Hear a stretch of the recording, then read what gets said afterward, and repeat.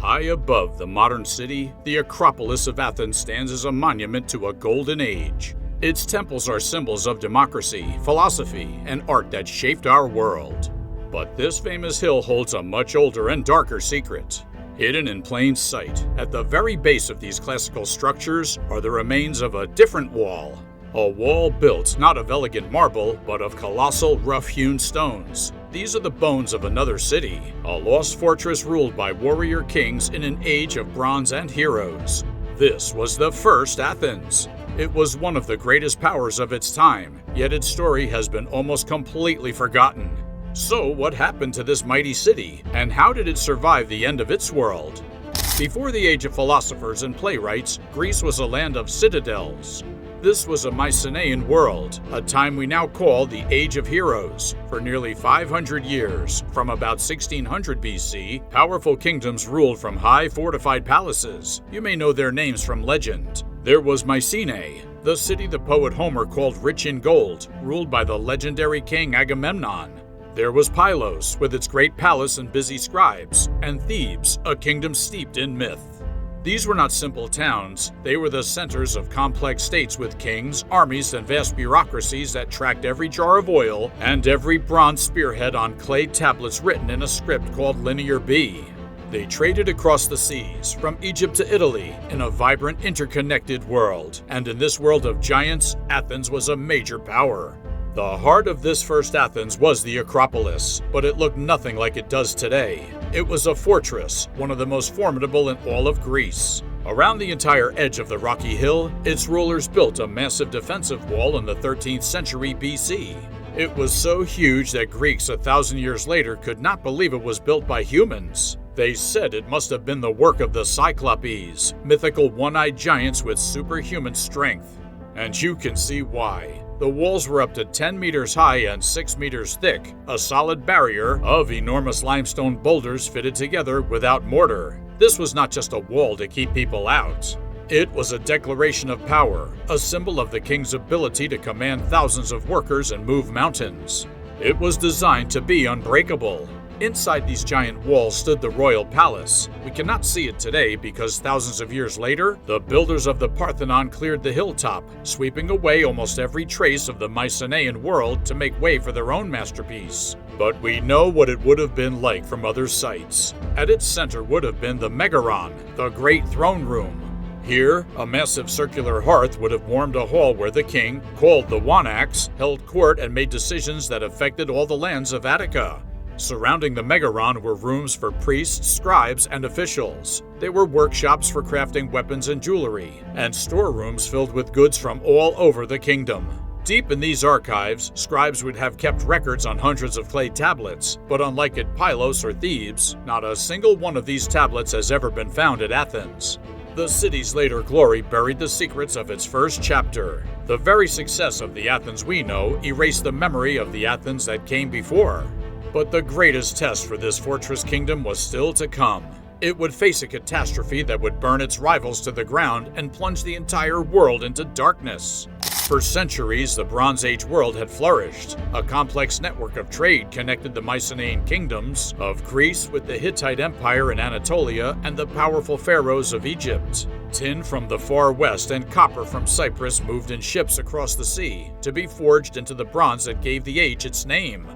It was a globalized world, prosperous and stable, and then, around the year 1200 BC, it fell apart. It was not one single disaster, but a perfect storm of calamities that struck one after another, leaving no room for recovery. The first blow came from the earth and the sky. Scientists studying ancient pollen and lakebed samples have found evidence of a sudden climate shift. A terrible megadrought settled over the region, lasting for more than 150 years. Rains failed, crops withered, and famine stalked the land. At the same time, the ground began to shake. Geologists have identified a period of intense seismic activity, an earthquake storm that sent city walls tumbling across Greece and the Near East. The great citadels of Mycenae and Tiryns showed evidence of this destruction. Imagine a world where the food has run out and your home is collapsing around you. This is the world that gave birth to the Sea Peoples. On the walls of temples in Egypt, pharaohs recorded the arrival of a mysterious confederation of invaders who came from the sea. They moved in ships with their wives and children, suggesting they were not just raiders, but entire peoples displaced by the chaos at home, looking for a new place to live. They were a symptom of the collapse, and they became a cause of it. They swept down the coast, burning great cities like the great port of Ugarit in Syria. They smashed the mighty Hittite Empire, which vanished from history forever. They even attacked Egypt itself, and were only beaten back in 2 massive battles. This wave of destruction soon reached Greece. One by one, the great palaces burned. At Pylos, archaeologists found the palace storerooms filled with thousands of pots, ready for a final feast or offering. The clay tablets, baked hard by the fire that destroyed the city, tell a frantic story of watchers being sent to the coasts and weapons being gathered for a final desperate defense. It was not enough. Pylos was burned to the ground and never lived in again. The mighty citadel of Mycenae, the center of the civilization, also fell.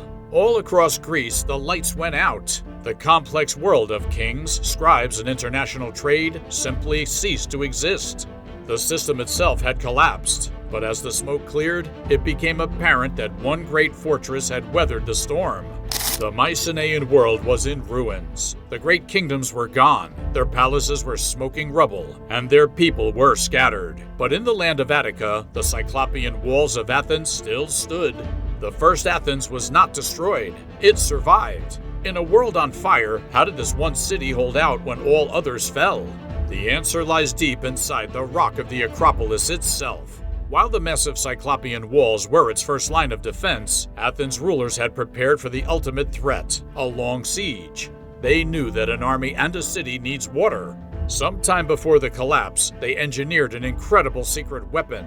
They dug a deep well shaft down through the rock until it hit a natural spring. Then, they built a hidden wooden staircase that descended in a series of flights deep into the earth, completely protected within the fortress. An attacker could surround the Acropolis for months, but the people inside would never run out of water.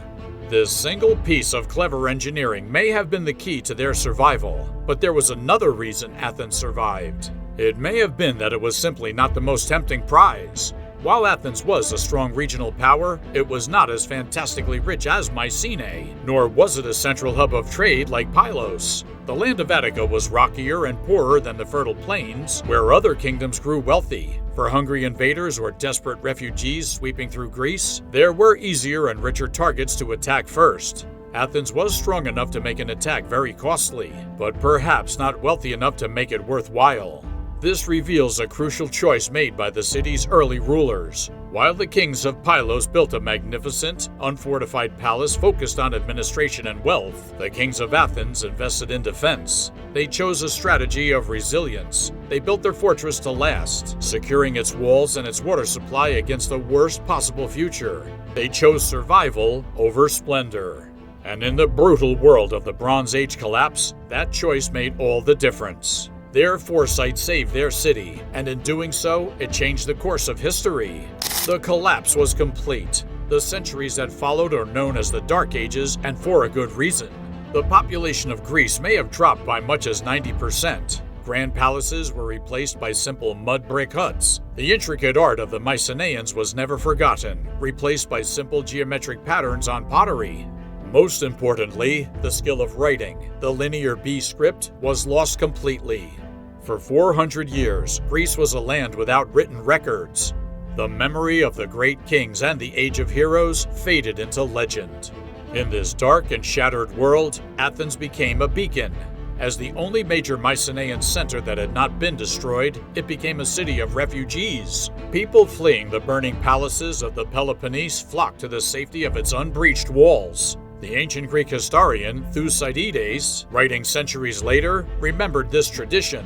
He said that Athens' population grew so large that it became a staging ground for brave settlers who sailed east to build new Greek cities on the coast of Ionia, in what is now Turkey.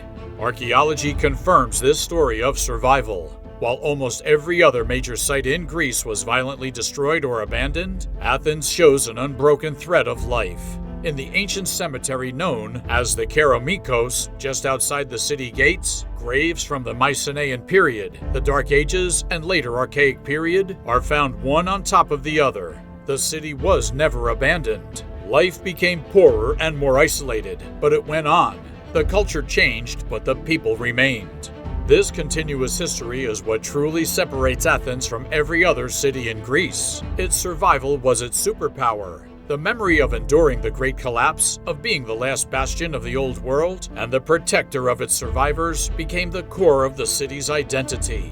This historical truth was eventually woven into myth. The legend of Theseus, the great hero king who defeated monsters and unified all the towns of Attica into a single state under the leadership of Athens, is likely the mythical echo of this real event.